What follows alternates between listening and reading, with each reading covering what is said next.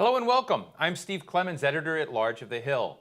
Thank you for joining us for a timely, important discussion we're having today entitled Breaking Through, U.S. Businesses Powered by Global Exports. I'd like to thank our sponsor, the Alibaba Group, for their support of today's event. The adage, in quotes, think globally, act locally, sounds compelling, but more often than not, it really only worked for large transnational enterprises. Today, given the emergence of new digital platforms, businesses that are locally rooted and of limited scale can reach global markets. At this point, you may say, hold on, Steve, the global trade scene is much messier today than years ago. A pandemic is creating unforeseen challenges, sanctions are back, nationalism back, the WTO is wobbly, trade deals are coming undone and being redone. And I will say, yes, all that's true. But the fact is that global trade is still thriving in many sectors. And while nations may be squabbling, young and small businesses are finding ways to cut through political clutter of uncertainty of the pandemic to deliver their products to consumers all around the world. As COVID-19 continues to impact our health and finances, global trade could well play a critical role in the international community's recovery. On the program today, we have a fantastic lineup of speakers to help us understand why exports still matter, how the rising middle class around the world is a vital market for American goods and service providers, and how during a pandemic, new tech platforms are giving these enterprises a leg up into new global opportunities. Before we get underway, a few housekeeping notes. You can tweet us at @TheHillEvents using the hashtag #TheHillGlobal. We are broadcasting live and will be taking your questions throughout the program, and folks will bring them up to me. As with any live stream, you could experience occasional trouble with a video. I always laugh at this part, but you have to excuse me. They say that refreshing the page should, in most cases, fix the problem. Never does for me, but hope it does for you. To help kick off the program, I'm joined today by Congressman Rick Larsen from Washington State. He is the co-chair of the bipartisan U.S.-China working group that educates members of Congress about U.S.-China issues. 40% of all jobs in Washington State are tied to trade, and China is the largest and most rapidly growing export market for a state. Congressman Larsen, great to be with you, and I hope you're well. I have been talking trade and exports most of my working career. I used to work in the Senate for Jeff Bingaman. I worked at the Economic Strategy Institute with Clyde Prestowitz a generation ago. The National Association of Manufacturing would always talk about how jobs tied to exports yielded so much more back for American workers. And I'm just interested right now as we talk about this topic that's been around many, many times. What does your dashboard look like today? Does trade still matter? Do exports still matter? Or can we just do it all here in America? That's a great question, because I think right now something we're struggling with is staring at the problem that's in our face, and that problem is COVID-19 and the pandemic and response to the pandemic. But there's still all this work that was on my desk on January 15th that is, again, it's still on my desk. It's still work that I have to do as a member of Congress, meaning that the investments that we need to make in increasing the competitiveness of the American workforce, the investments that we need to make in our transportation systems in the United States to make our economy more efficient and more competitive globally still is out there. The investment and the time that we need to put in to developing good, robust trade agreements that include help for our support for workers and for the environment based on the TPP and the USMCA model. All that still exists. All that is still important, and all that is still part of the longer-term economic recovery of the United States. We have to do this because we can't think that other countries aren't also thinking about the recovery later on. We can do both things at the same time, deal with this pandemic as well as prepare for the recovery. I know that you've been involved with China, and I'm going to go back and again my ancient history when I used to be involved with Japan. And I was looking up today on the internet to look for my old friend Jim Easton. Jim Easton was with Easton Sports and Easton baseball bats and Easton rackets. And he used to, try to get market access to Japan. And in those days, they used to say that American baseball bats were different than the Japanese. There were all sorts of blocks and barriers to accessing the market. And Jim was persistent. He was really trying to sort of get his product into these markets. And I'm interested as we look today as the global market, not just China, which I know you know intimately, but the kind of broad scene. How are American exports doing? Do they still need a leg up to the table that the U.S. government helps provide in by way both of market access? And are there firms out there? Alibaba's sponsors today may be one, but are the eBays, the Amazons, the others out there, the Alibabas able to help provide some of that support as well for some of your constituent firms? Well, I think first and foremost, from where I sit, thinking about U.S.-based firms is got to be the priority, and trying to open up access to markets for U.S.-based and U.S.-produced products made by U.S. workers. Right. Always has to be the first step. But I do think that the tariff-led approach that this administration is taking hasn't helped. It hasn't resulted in that end goal. I think opening up markets takes long-term, patient economic diplomacy, something that hopefully we can get back to. I also think that supporting and bolstering, even reforming the rules-based system that the U.S. helped create and build over the last half century, actually the last 70 years, is still the way to go. It's still the route to go. Look, I have a district where we grow blueberries and export them, and we make airplanes and export them, and everything in between and everything beyond. So I can visit a company that makes soap in my district and be talking to an exporter. And of course, I can talk to a very large plane company that makes a lot of airplanes in my district and be talking to an exporter. There's still plenty of things that we're doing, making, developing in terms of service, growing, that is for export, that creates jobs in the U.S. And we need to continually be thinking about how, in terms of policy, especially in Congress, how congressional leadership can be part of supporting market access, and that is opening markets for goods and products and services from the U.S. Congressman, are you worried about America losing its ability, its seat at the table, if you will, in shaping global rules of trade? Yeah. And you know, years ago, I heard many years ago, I heard a fascinating presentation that looked at where the global middle class was going to evolve, where it was going to be.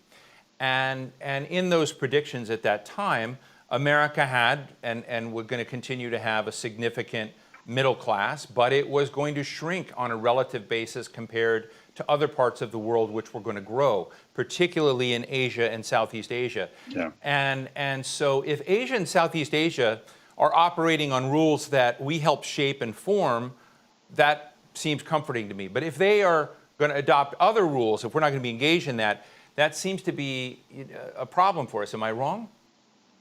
I don't think you're wrong at all. And I think that it's not just having a seat at the table, the metaphorical seat at the table. It's coming to the table with something, and with our values, with the standards that we want to see. This is especially playing out now in the technology sector. When you look at 5G standards, and you look at AI standards, the U.S. needs to be much more aggressive, do a much better job of developing this international coalitions that can be based upon how we would use technology with openness, with transparency, and getting into these standard-setting bodies so that those values play out in the decisions made in these standard-setting bodies. We haven't been doing that as aggressively as we should be. China has, and China is doing it as aggressively as we should be doing it. We need to be better at that, and that's one venue. Of course, the other venue is developing trade agreements that also reflect opening markets, ensuring that if there are countries with large state-owned enterprises like China, but there are others, that at the minimum they're playing by the rules of open competitiveness as opposed to putting their thumbs on the scale. So there's a lot of venues that we need to be still playing in and be more aggressive, which I hope we can get back to in the future, do much more of that, and get away from sort of a tariff-led, leading with our chin on tariffs and not getting the results that would really, I think, benefit the U.S. economy. Look, I was going to try and stay out of politics in our conversation. I'm really enjoying it, by the way. It's remarkably substantive. But I want to ask you about this seeming flip-flop, because you have now several times talked about a tariff-led strategy that doesn't work.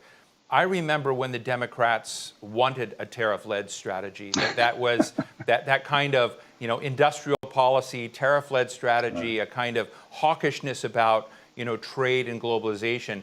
And it seems that there's been a big flip-flop, that at least the current Republican proprietor of the White House is leading on a tariff-led strategy, and I'm hearing a leading trade expert and someone who's promoting industry say, you know, that's the wrong course. Have both parties done a full shift, or are you just a unique boutique in the conversation?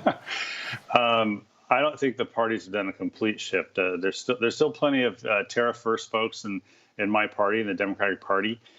As well, there's still plenty of rules-based, standard-setting folks in the Republican Party. And that's, I think, where I wouldn't say that it's a new gravity, a center of gravity, because I think, unfortunately, on trade, we still have two competing centers of gravity.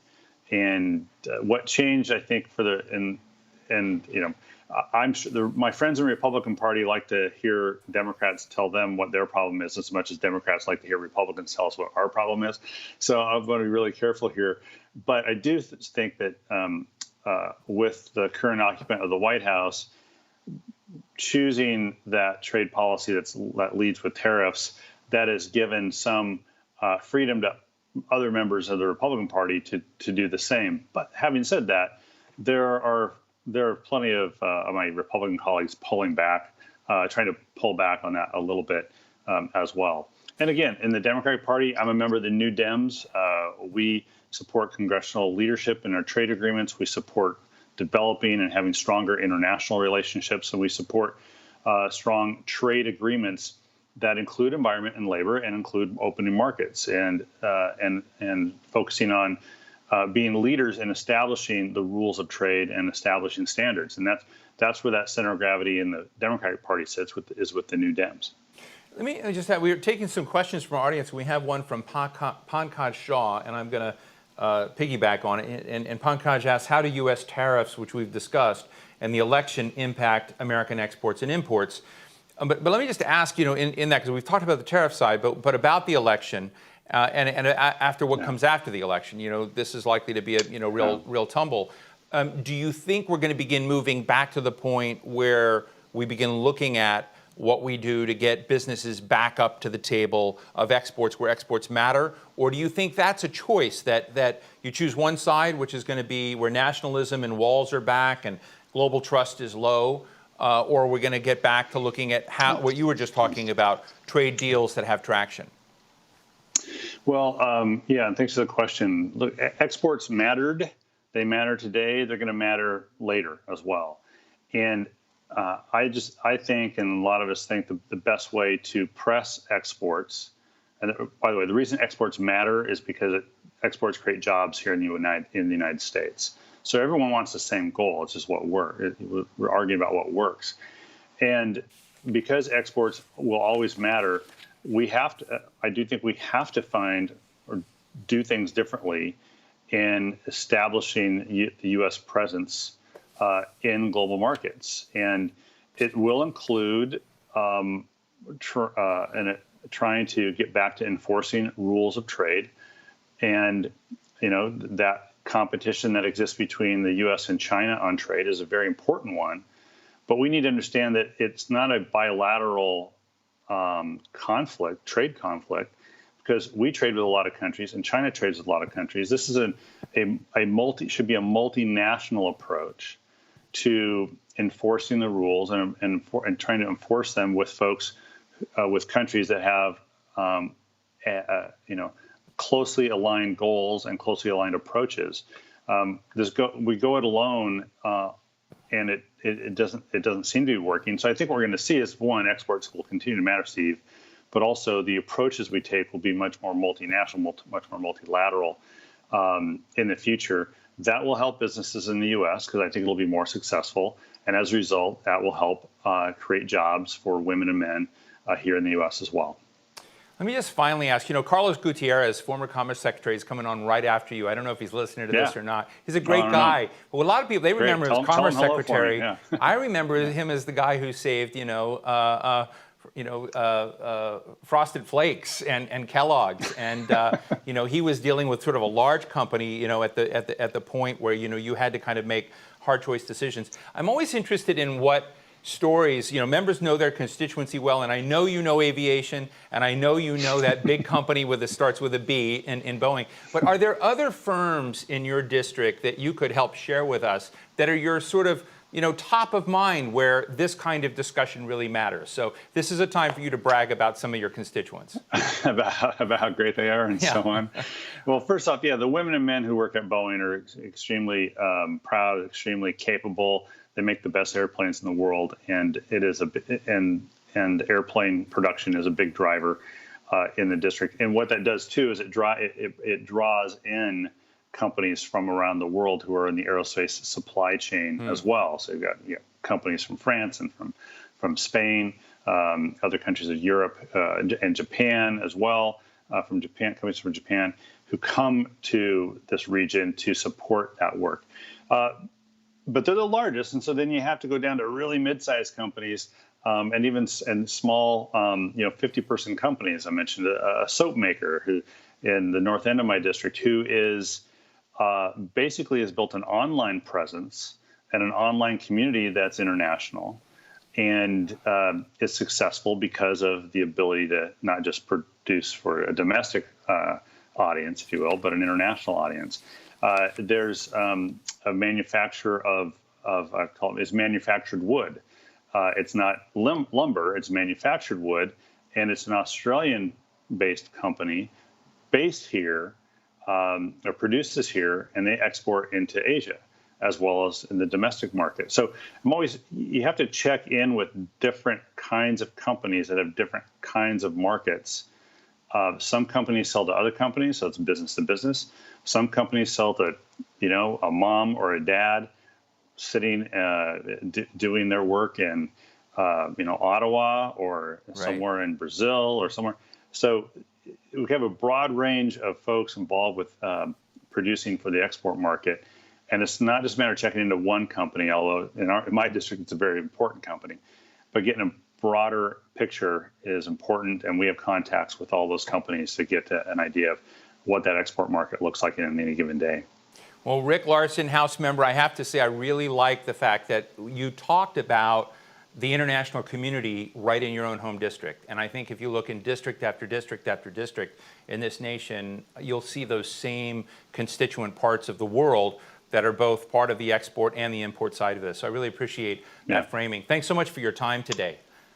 Yeah, no problem, Stephen. Not a problem. And everyone stay safe, stay healthy, wear a mask, stay socially distant. That's the number one thing to get through this pandemic. Thank you so much, sir. We'll have you back again, I hope. This is really great. All right. Great. Thank you. Thanks. Okay, that was fun. My next guest is former Commerce Secretary Carlos Gutierrez, whom I just mentioned. Secretary Gutierrez served in that position in the George W. Bush administration from 2005 to 2009. Prior to leading the Commerce Department, he was chairman of the board and CEO of Kellogg Company, and that's right, he saved Tony the Tiger. Today, he is the co-founder and executive chairman of Empath, a technology startup that uses machine learning to build what they call the workforce of the future. Secretary Gutierrez, great to see you again. Have really enjoyed our interactions in the past, and I remind people of your Kellogg background because I think some people forget that those people who served in high government offices just think about a government frame to things. And I know you were a private sector, one of the best CEOs in the country, saved Kellogg's during a tough time. And so right now we see all sorts of businesses in the United States, large and small, being hit by a bunch of simultaneous shocks. So I'd love to get your dashboard of what do you think we all ought to be focusing on as our most important priorities as we think about exports and we think about the economic vitality and livelihood of business today in America? Well, I think, first of all, as it refers to exports, we need to have a more sensible trade strategy. Our strategy today is very emotional. And there's a sense that if we have a trade deficit and someone has a surplus, that they must be taking advantage of us. The reality is that when we have a decline in our trade deficit, it usually means that we are in an economic downturn because there's less commercial activity. So it's very ironic. And it's just as ironic that today, as we've been in this terrible tariff war for months and months and months, that our trade deficit is actually up. Our exports have declined more than our imports. So it's not working, but we continue to do it. And we have missed out on some tremendous trade opportunities. We pulled out of trade deals that we should have been in. So we have backtracked, and we're probably 5-10 years behind the rest of the world. And I'm talking about Europe, Asia.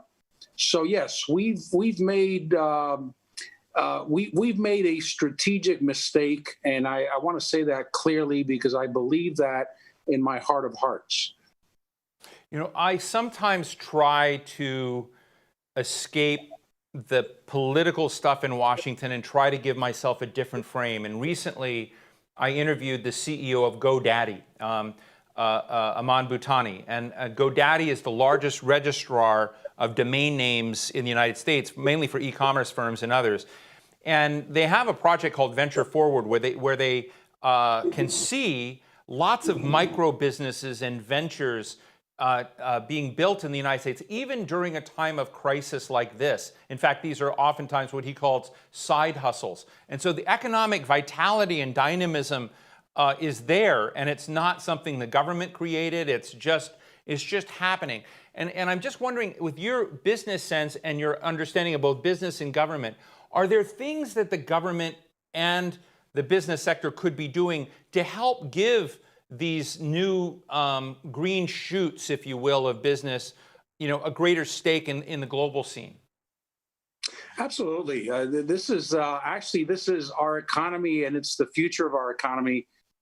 We often talk about the big multinationals. We talk about the stock market as being the best indicator for our economy. Actually, it's the number of new companies that are started up. That's what gives our economy vibrancy, because many of those small startups will turn into big companies. Microsoft, Apple, Ford. Those are just some. Kellogg was an example. So we need to embrace that. We need to have incentives for it. We don't talk about it enough. These people are heroes. They risk everything, and often they fail because startups are a risky bet. And those are the real heroes of our economy. And you're absolutely right. In today's world, you can export without having a warehouse. You can export without making anything. You can export without really having working capital involved because of technology. And there are firms that facilitate that enable a small company in the U.S. to export their products to customers in China. So it is, the world has changed. It's easier to open up a startup, but there's a lot more competition, so it gets a lot tougher. Let me ask you the same question I asked Congressman Larsen. Are you worried that America's not being engaged, leaning in on global rulemaking, on reticence about the WTO, and basically pulling back, at least from a Washington perspective, from a lot of these global opportunities, is going to lock us into a position where we're not going to have the global middle class buying our products? The global middle class is going to be, outside our kind of territory, if you will. Is that a solvable rift? Well, yes, I am worried. It is solvable, but it's going to take time. It's not only taking away the tariffs, it's not only abiding by some of the trade agreements, but we have to rebuild trust. We have just about undone the WTO. So a lot of the institutions that we put in place to guarantee fair and free trade are being dismantled by the U.S., which is so hard to understand. This is the system that we created. And I remember as Secretary of Commerce, a big part of my job was convincing countries to adopt this free trade system because it works. Free trade has lifted millions of people out of poverty. It lifts economic progress. Just imagine, with 5% of the world's population, if we didn't export. And the problem is that if we restrict imports, you can't have it both ways. Your exports will also be restricted. And we are a country of exporters. We're a country of business people, of entrepreneurs, of people who see the world as an opportunity. And that's being taken away by the U.S. government. It's being taken away from companies, which is, 5-10 years down the road, we're going to feel it. And it's going to be an impact on our economy. And at the same time, the void that we are leaving open will be filled by China. So many of the trade agreements driven today are driven by China. We were setting the rules, but as we backed away, someone else is going to set the rules. So we have given up a privileged position.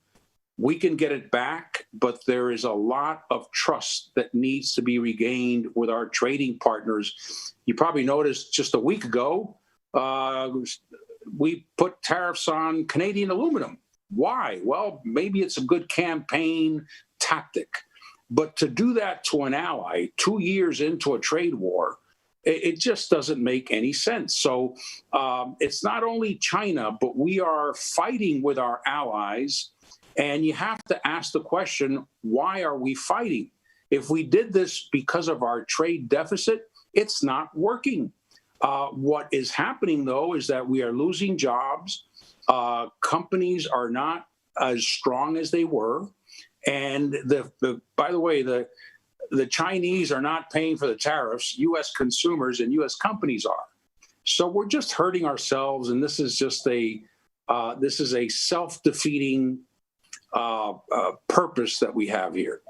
Do you think, Carlos, that we failed, that broadly there was a failure to educate Americans in a more direct way about the benefits? I think a lot of Americans, if you went out and talked to many of my relatives who felt like in the choice between President Trump and Hillary Clinton, that Hillary Clinton represented New York, the financial world, which was sort of screwing their interests. They came through the 08-09 financial shocks. They lost homes and money, and they sort of felt like that kind of capitalism is not helping us. Do we need, and that we need something else? And some, my friend Pat Malloy just sent me a note saying, exports are great, but could we return back to producing stuff in America, onshore or reshore, or think about some of these things, but still be supportive of exports, so that people feel that there are tangible benefits to them from being internationally engaged. And I'm just interested in what you would do if you were given that responsibility today. I think you're right, and I think you make a good observation that really free trade and globalization really took off after NAFTA in 1994. Then, of course, China joined the WTO in 2000, 2001. So, in a relative sense, it's still new. It's still a new phenomenon. And there's no question that people have been hurt, especially when you go to communities. You can't expect people to support trade if they've just lost the only factory in town. So we may look at national numbers, and the national numbers tell us that trade is good. But try telling that to the person who worked at a textile factory that was shut down because that moved to Vietnam or moved to Central America. So I think we do need to adjust. We need to be more sensitive and have policies that are more sensitive to communities that lose their livelihood. Whether that means government investment, whether that means incentives for companies to move there, whether that means helping people retrain. That's going to be the big challenge, because we are losing jobs because of technology. We are losing jobs because it's less expensive to make these products overseas. So what we need to do is retrain our people so that they can take higher value jobs. And that's the challenge. We can't just leave people alone. Skills that we have today are going to be obsolete in 24 months. That's how quickly the world is moving. So we need a national program. We need a national program that involves the private sector and the public sector. We need a retraining scheme around the country. We need to give workers the skills that they need to be able to compete in the future. But what we can't just do is say, look, that's life. That's free enterprise. That's the way it works. And good luck, because we're going to have tens of millions of people out of work without any skills to come back into the workforce. So yes, I think that's a big issue. And as we think of the future, we can't just leave it to the marketplace. We've got to learn from the past. I want to pose a question to you from someone, Hong Fong Fo, who happens to be an international trade specialist at the U.S. Department of Commerce, the place you used to run.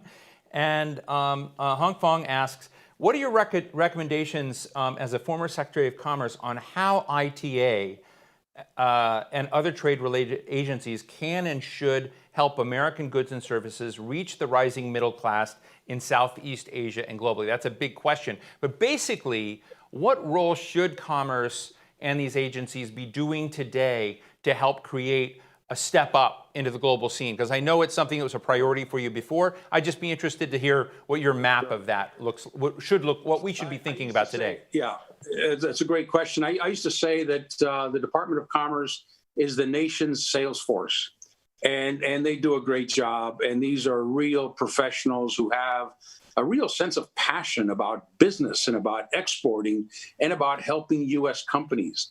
I think that is sort of the spear that serves as an ambassador for U.S. businesses. They can't renegotiate a trade agreement, but what they can do is ensure that both sides are living up to the agreement. They spend a lot of time doing that in ITA, talking to countries, trade ministers about what was agreed to, what needs to be done to abide. So that's part of the day-to-day Commerce Department. But I'll tell you, a lot of companies have been able to export overseas thanks to ITA and the Commerce Department, who are constantly working to break down barriers and to convince countries that trade is good for them. Now, again, the problem now is countries push back and say, well, wait a minute, you slapped tariffs on us, or you're slapping tariffs on the whole world, or you're not abiding by your WTO agreements. So that makes it even harder. So it's just one more reason why I have so much respect for the Commerce Department folks. And this must be a difficult time for them because they understand the importance of trade. But it's the U.S. that's sending all these negative signals about trade. So thank you to the gentleman from ITA, and thank you for everything you do. And you can be sure that if you're telling countries, we will be back, this is a temporary detour, you will be right. The U.S. cannot survive or thrive without a vibrant trade policy. Well, I just want to say thank you because I'm glad you mentioned trust. You know, we're going to have a program that the Hill is going to put on what does the world look like in trade and global supply chains in a low trust world. And the fact is it's a messy world. It's a much more bleak world. And so we're going to be discussing that. Hope you might come back. But former Commerce Secretary, MPATH Chairman Carlos Gutierrez, thank you so much. Thank you for saving Kellogg's. Great to be with you, sir. Thank you. Thank you. And now for the sponsor perspective portion of our program. Before we get underway, a quick clarification. While this interview is being conducted by me and all these questions are mine, this content should not be considered editorial, but we're still going to have fun. With that, I'm joined by Michael Evans, the Director and President of Alibaba Group. Michael, great to be with you. We've had a great discussion today about how the world works, what's happening with businesses. And I would love to just give you an opportunity to just share with us the frame of what Alibaba does and how it's engaged in these issues. Well, thanks, Steve. Pleasure to be here today. In a nutshell, Alibaba is one of the largest e-commerce operators in the world. We're based in China. We spend every day connecting millions of merchants and hundreds of millions of consumers. We've built enabling infrastructure in cloud and payments and logistics so we can serve those merchants and customers all over the world. And that helps us fulfill our mission of making it easy to do business anywhere. So think of it as last year, about $1 trillion in sales, 900 million consumers in China and outside of China, and we deliver about 80 million packages a day. So this is a big scale business in China and globally. Our model is very important. It's very different than most e-commerce operators. We're a marketplace, so we're not a retailer. We connect the buyer and the seller and facilitate the purchase. And our mission is to help those merchants grow their business and their connections to consumers. So in the US, our focus is to take great American products and sell them to the Chinese consumer. And that was about a $40 billion US business last year. So I think it fits the mission of this conference and this show, because this is our core strategy in the U.S. is to sell those great American products at a time when the U.S. is trying to recover, but at a time when consumer demand, particularly China and internationally, is enormous. Well, we have talked in the past about where the global middle class is and the global middle class growth. Well, we're gonna have a middle class in the United States, of course, but it is growing elsewhere, and reaching those markets are so important. And you've got one of the most astonishingly fast-growing digital marketplaces in the world, which I know has been, has helped businesses reach consumers. But what about businesses reaching other businesses? The B2B model. Are you engaged in that? What does that side of it look like for larger scale possibilities? Well, we're very engaged, Steve, in the B2B business. In fact, I think most people forget that Alibaba actually started, when Jack started in 1999, it was a B2B business model. And since then, we've grown to become the largest B2B marketplace platform in the world. We connect to 190 countries. And in particular, the US B2B business is very, very important. I think people sometimes forget that the trade that takes place between businesses, so the B2B business, is about $24 trillion globally. That's 6 times bigger than the B2C business globally. So B2B, very core part of our history, a very important part of our business strategy. And of course, it helps us serve the little guy, the small businesses, which are such a big part of our culture. We're having this discussion in the middle of a pandemic, a global pandemic. COVID-19 has hit many people and all around the world, but very tough in the United States. How are you interacting with American businesses on their needs in the COVID-19 era? Well, in the U.S., we have thousands of brands and retailers, the Estee Lauders and the Fords and the Nikes and people like that, which we're helping all the time. But those are big corporations, and so they find it a little bit easier. And many of them, in fact, most of them have been connected to China for a long time. And it's very interesting, Steve, when I talk to the CEOs of these businesses, they all say the same thing today, which is that China has been a hugely important part of their business in 2020, particularly during COVID. But the part of the business in the U.S. that really needs support are for small businesses, because they don't have the digital tool set. They don't have the large armies of people that can go through the process and understanding of what does it mean to connect directly to China on our platforms. So we spend a lot of time with them, and companies, little companies like Allbirds, which is a sustainable sneaker. Allbirds.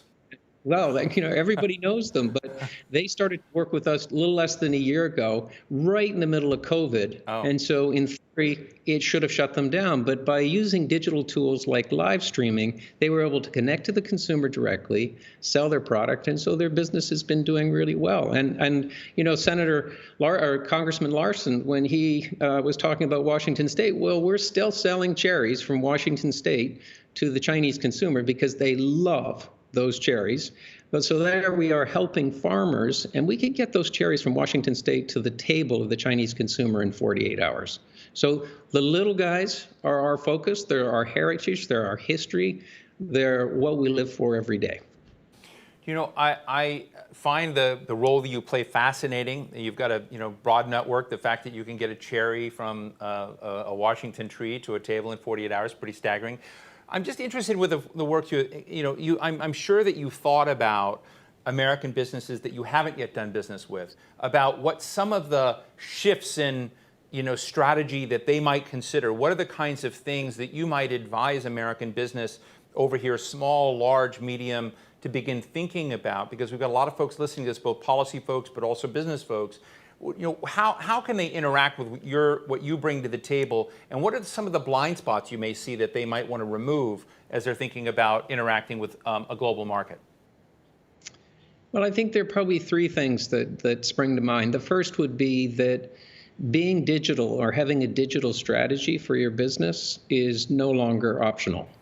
It's absolutely mandatory, because COVID has shown us many things, but one of the things we've learned rather painfully is that a offline physical store that's closed is very difficult to make your business grow. And by digitizing your offline assets, you can still be operational and still make sales. The purpose of that offline asset may change, but it allows you to stay in business. So a digital strategy, very important. The second is that the tyranny of distance, as I think about it, between the U.S. and any international market, but certainly the U.S. and China, is enormous. And so many brands think, I'm too small, I'm not in the right category, this is too complicated, I don't even understand the exchange rate between China and the U.S., or I couldn't possibly consider how I would get my products from Piqua, Ohio to Beijing or Shanghai or Hangzhou, so I'm not going to try. It's just too difficult and probably too expensive.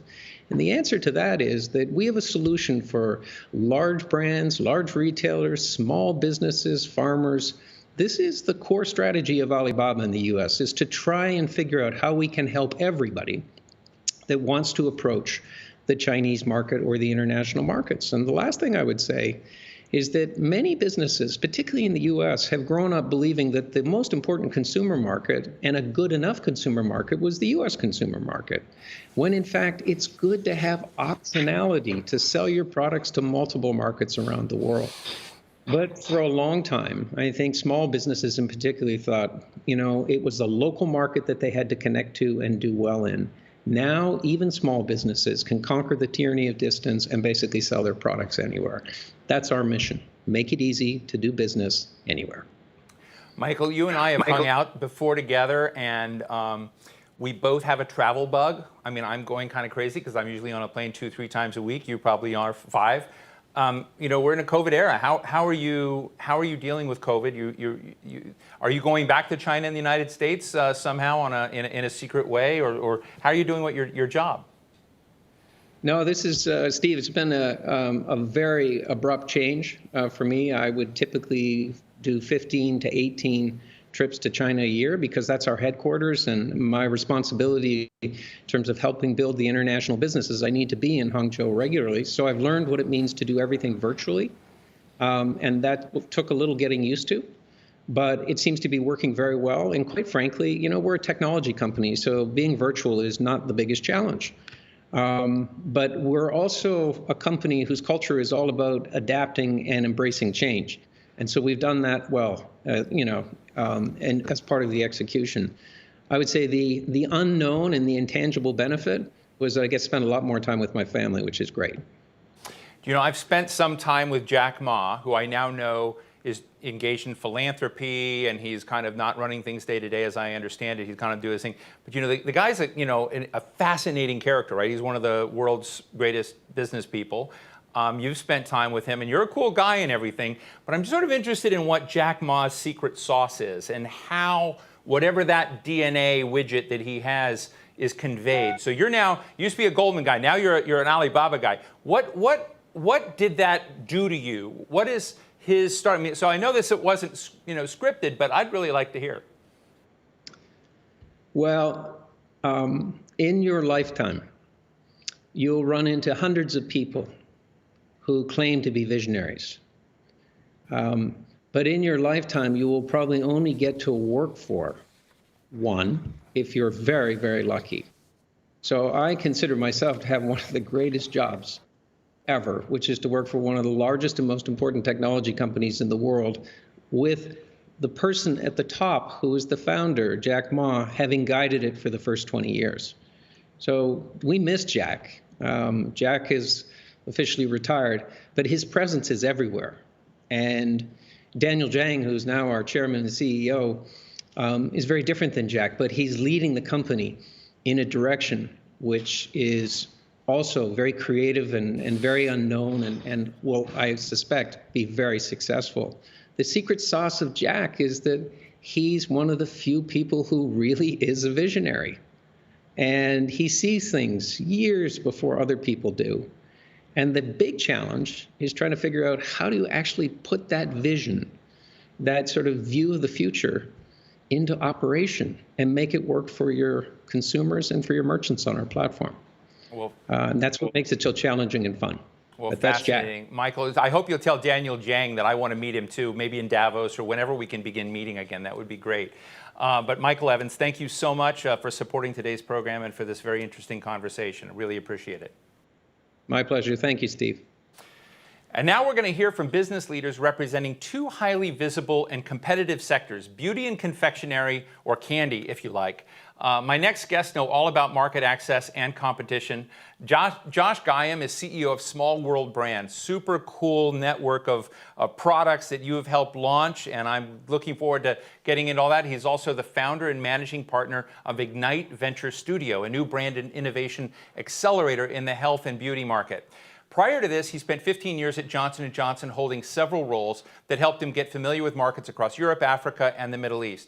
And Karen Horan, Vice President of Global Business Development with the National Confectioners Association, she has the best backdrop of the day.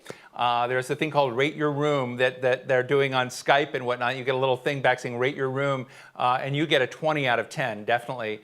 Every year, members of the association export nearly $2 billion worth of American-made chocolates and confectionery around the world. I should say I had a talk with Karen the other day, and she said, we only export $2 billion. That's kind of a small number. To me, it's a big number, and I find it fascinating. So thank you both. Josh, let me just start with you for a moment. And your backdrop's not bad either, but it's very hard to. I hope you can see the candy room behind Karen, because it's pretty impressive. But Josh, I'm interested as you kind of look at the scene we're in today, and you've helped launch so many brands around the world. And again, we're not doing this just for what's already happened, but we're trying to put this out for people who would like to have a playbook on how to begin thinking about following in your footsteps and taking some of their brands out there. Is it a healthy time to do that, or is this a dismal time? Yeah, it's actually, first of all, thank you for having me. And what we're finding is this is actually a perfect time for entrepreneurs to push more global presence. To give you an idea, we launched a beauty brand last year. When we started to see the effects of COVID, we actually accelerated, instead of slowing down, we accelerated our expansion into China. We collaborated with Alibaba, with Tmall Global, and maybe we had a little bit of an advantage because I spent the last 20 years between Colgate-Palmolive, Pfizer, and J&J. We knew the relationships, what needs to happen in China. So we felt that the good way to balance what's happening in the US is actually to launch in China. And we knew the cycle was a little bit off in a sense that COVID, they were recovering from COVID perspective, and Chinese consumers are very loyal to certain brands, especially American brands. So all of that, I think it enabled us to basically push more. So for me, I think right now, my recommendation to most startups is think globally. Because of the digital marketplaces, I think several of your speakers actually highlighted that. Right. It's actually the best time to expand. Let me ask you another question before I jump to Karen. But oftentimes when we think about countries like this, and again, I was discussing Japan with Congressman Larsen and others, there used to be, seemed to be a much heavier, bigger hill to climb on culture and language gaps and misunderstandings. Have digital marketplaces somehow brought that hill down a bit? I mean, what's the state of the speed bumps and the barriers when it comes to dealing in a culture that, my relatives in Kansas and Oklahoma wouldn't have the foggiest idea of what to do in Tianjin? Yeah, no, it's interesting. I think that you bring up, whether it's Japan, China, and other places, social media is changing everything. I can tell you that here in the US, we work with editors and others when we're launching new products. We highlight something in the US, we get orders from China, Hong Kong, Japan, people asking because they read something that happened in the US because of Facebook, Instagram, everything else you can think of socially from a social media perspective. So this is a trend we continue to see, but speed matters in all of this. I think it's important that people understand information is getting from US to Japan, from Japan to US or China or Korea at a much faster pace than what we're used to. And this is actually enabling those speed bumps that you mentioned are becoming easier. And I think you heard from the president of Alibaba, that was a good example in the sense that working with Tmall Global, it almost takes a lot of those hurdles that exist away to some extent. Yes, I think you can actually look for people that can help you here in the US, but Tmall Global, Alibaba, Amazon, and others are opening up the window quite a bit so that you're able to get listed on Amazon here, but be available in Australia and a lot of other markets very quickly. So those speed bumps are definitely getting lower and lower every single day. Fascinating. Karen, there you are. Yes. Hi. So good to see you again. I'm going to acknowledge to the audience that we had dinner a few months ago, and I became fascinated with the story and the world you're in of confectioners, because there are a lot of confectionery operations. Many of them are small, mom and pop, family-owned situations that don't have size, but they have brands that I know. But the global export scene is beginning to matter for more of them. So you and I talked about almond roca. Can I hear the almond roca story? Can we share that with our audience? Absolutely. Yes, almond roca. And I just wanted to iterate also that, yes, many of our members, while we have many large multinational companies, 2/3 of our membership are small to medium-sized companies that are family-owned, multi-generational companies. So just like almond roca, and it's right outside Congressman Larsen's territory, Brown and Haley, who represents almond roca, or that's their brand, they started out like in the early 1900s with their product. And what's really impressive with almond roca and Brown and Haley is that 1/3 of their business is exports. So for a small company, that's very, very impressive.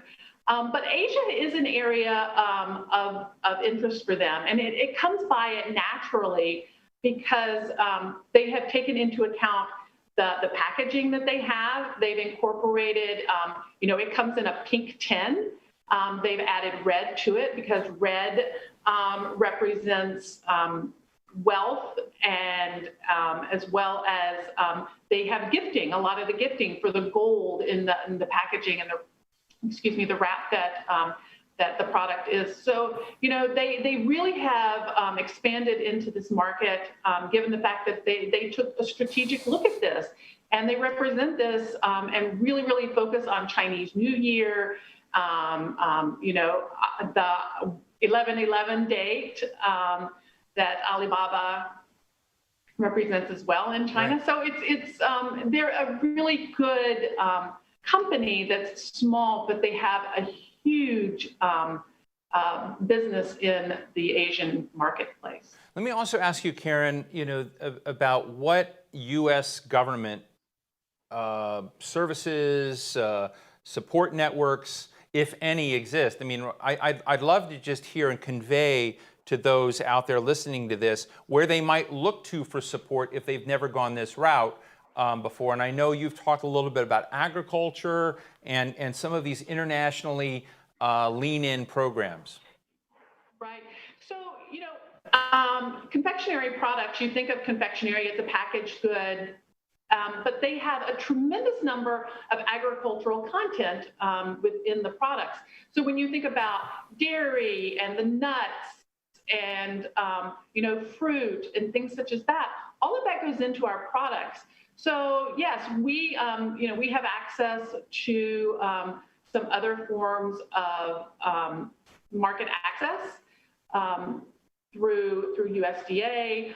There are also programs through the Department of Commerce that also help with this market access to get into these markets, as well as in the United States to bring buyers to the United States to help facilitate business in their own countries. So yeah, there are some great opportunities out there for companies to participate in, especially on the small. And you think they're doing their job well?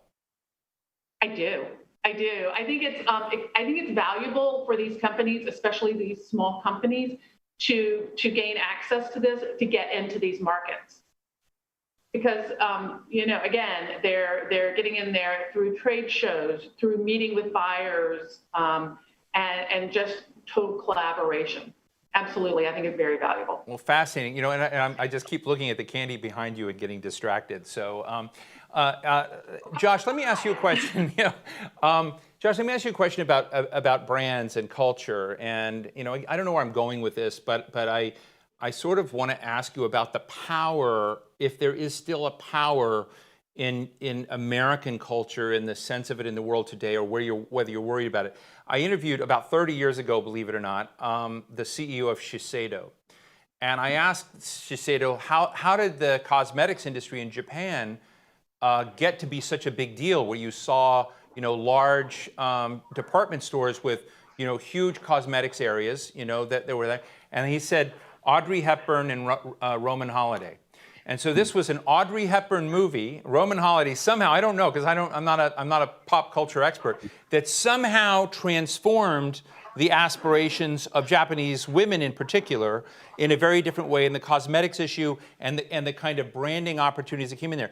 But that was the power at one point of American culture. Is that still there? Does that still matter? Are there bank shots still possible with that? Or does brand penetration and brand excellence have to take other routes today?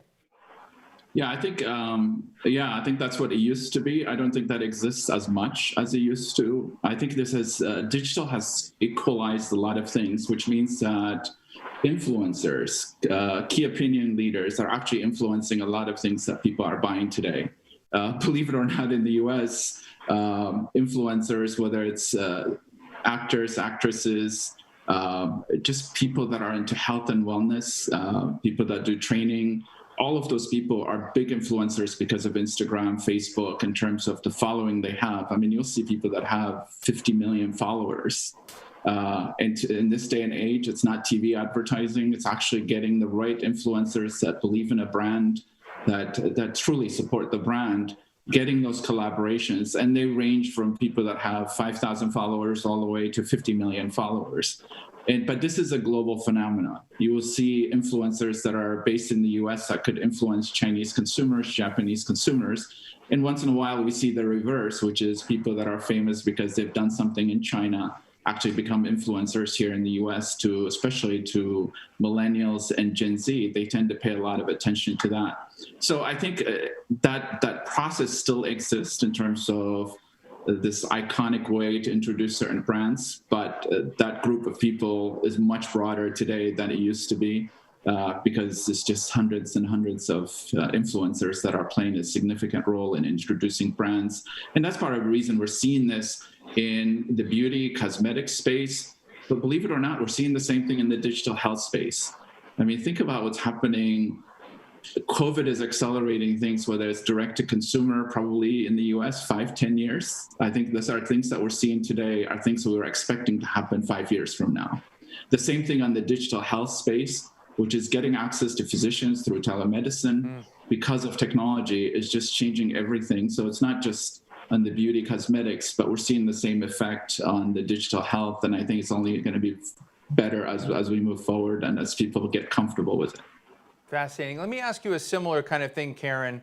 When you look at your providers, your manufacturers and inventors, if you will, innovators of confectionery products in the United States, and you've talked a little bit about the government side, we've been talking about digital marketplaces. If you were to sort of improve the prospects for global opportunities for these firms, because I know this is your job, what are the kinds of steps that everybody needs to take to make that better, to kind of enhance and build, beyond that 2 billion? What are the kinds of orientations we should have that aren't happening as naturally as they are now, but could be made better? Well, I think that, the way that we try and help at NCA and my role is to help influence to build like distributorship access for their companies, as well as trade missions, bringing them together. Because let's be honest, I mean, candy brings people together no matter where you are in the world, right? It brings happiness. So, I think that around the globe, people are very, they love American products.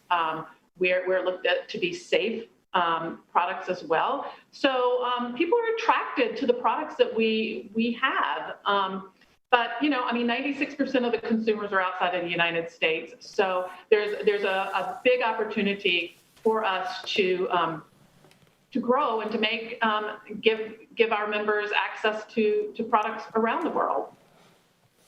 Let me just ask you both finally, you know, when we look at the global scene and the digital marketplaces, are you optimistic that this will remain robust and because we just do see you know, a shaky world, a world where, you know, trust isn't where they are. And when I kind of go and I think about some of the businesses that I know, like the ones I was discussing from GoDaddy and others, they're filled with optimism. But I'm just wondering, since you're both sitting at a slightly higher ladder point, are you optimistic about how things are, that we'll get through these tough times? Or do you think we need to take what's seriously and kind of do specific steps to rebuild that trust? Josh? Yeah, I'm very optimistic. I think it's interesting that I left J&J about a year ago, and the whole goal when I left was actually to start this venture studio to help those brands become global. But everything we've been building has been to do direct to consumer first. E-commerce, you have to live into that first before you look at retail and everything else. And I think what we're seeing is that being accelerated, which means that I think we're very optimistic. It doesn't take away from what's going to happen in retail, but I think what we're seeing because of COVID, I'm very optimistic. Granted, I wish there is more help from governments and others that are just constantly putting hurdles into the process, basically. And Karen, I'm going to give you the last word, you know, in the candy room as we're talking, you know. Are you optimistic? I mean, I know this sounds like a setup because maybe I'm usually so cynical. I need a little bit of optimism around me. But Karen?